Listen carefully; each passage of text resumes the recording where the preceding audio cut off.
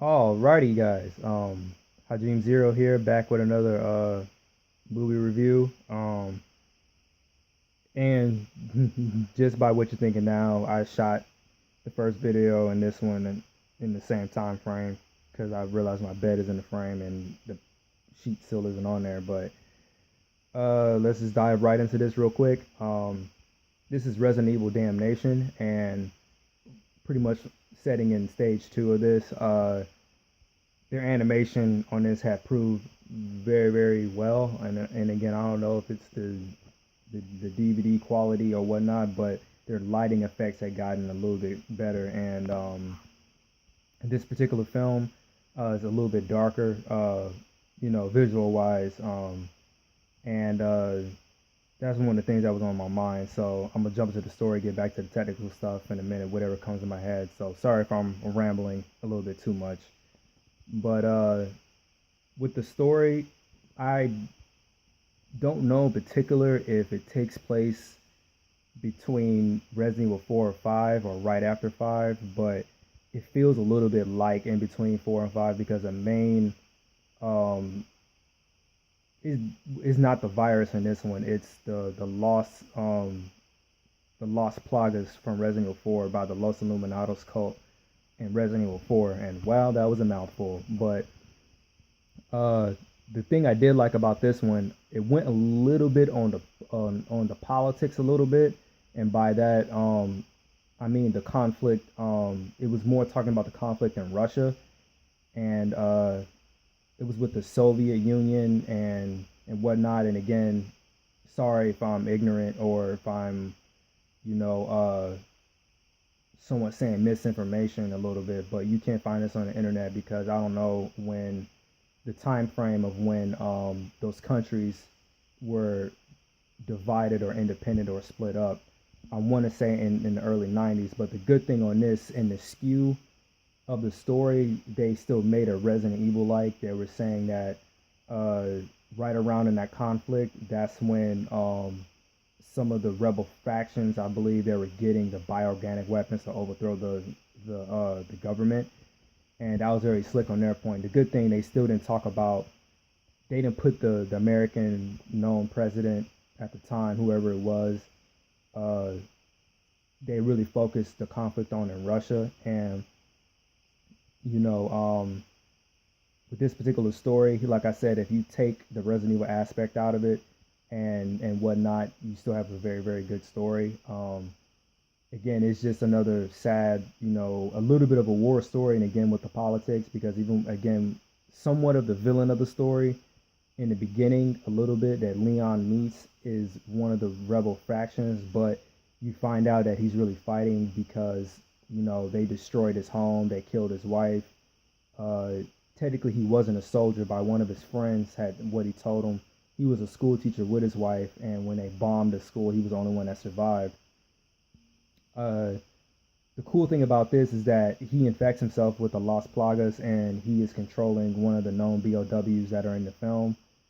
I mean, in the game, which is the Lickers, um, and as well the Tyrants appear in this, which is like the second big boss. And the first time in Resident Evil, we actually see both bioorganic weapons fighting each other. They haven't put it in the game yet, but the director has stated that that was the first thing that we're seeing in the Resident Evil canon, universe of the games. Period.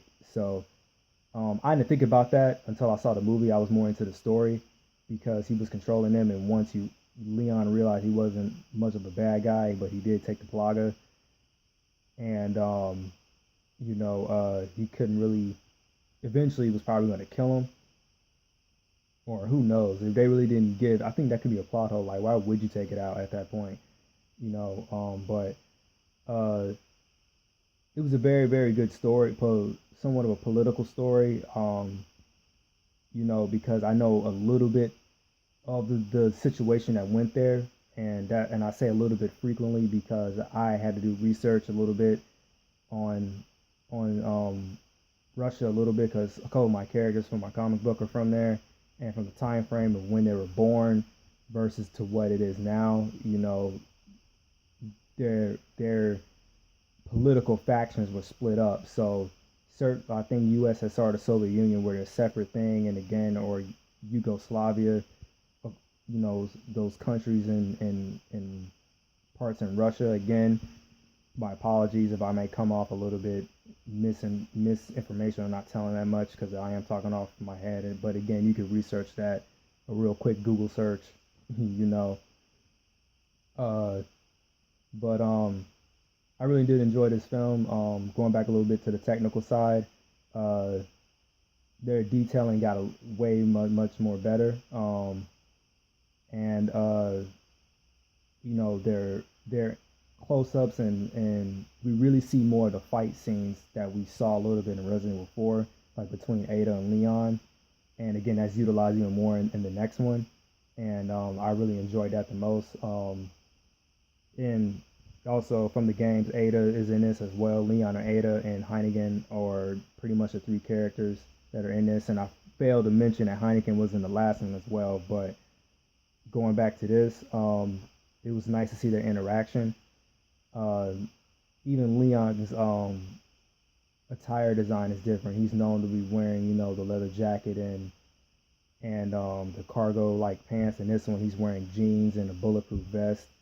Come to find out in this story, he's supposed to be on vacation, and he shows up in Russia. And come to find out that everyone was pulling out of Russia, and he was on his vacation. So personally, that would have pissed me off because they did the same thing a little bit again in the next one, and I was like, come on, really, dude, seriously. But the monster creature designs look really well just by looking at some of the liquors. I wonder if Resident Evil, what was that movie that had the new liquors in it? Man, I think it was the one with Mila Jovovich in it. I think it was the fifth one. I can't remember the title of it, but I believe somebody had mimicked someone or at least used the same CG looking creatures, because you can possibly put the liquors, hell, even the liquor in the first live action Resident Evil and then later in the fifth one, if you put it side by side to this one in this film, they possibly look similar. Like, it looked like someone had mimicked someone and they just did a couple of tweaks to enhance it, but you really couldn't tell the difference. And what I will say, the liquors on here were much more intimidating because when they attacked, they zoomed in. Well, the liquors moved at a certain speed, and at the same time, I think they slightly zoomed in the camera before it had jumped up to attack someone. And the tyrants in this were really good as well. They were almost the size of the Incredible Hulk, and they had more than one. They had at least about three. The ones that would wear the jacket, and they ran pretty fast. And just the action scale of it, I really liked it. Hopefully, in future movies, they would, do more creepy, iconic Resident Evil monsters. Hopefully, the liquors will show up next. I mean, the hunters will show up next. And the only enemy I could think of, possibly a new reformed version of Nemesis. But I like what they did with the Plaga in here. They really didn't change much of the Plaga at all. They kept it the same. It was just a story, the way it was set up. It was something new, and I would say this is their most political piece, just a tad bit.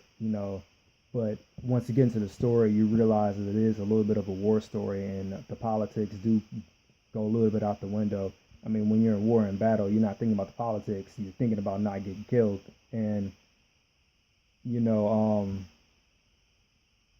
if it has your whole 110% attention, and again, a little bit of the political part and the war aspect, you'll highly enjoy this. Pretty much is all I gotta say. And I'll check you guys in the next video, which is Resident Evil Vendetta. Hopefully, I might talk a little bit longer about that one because I did just recently see that one. I saw it twice. And yeah, I'll talk to you guys later. Peace.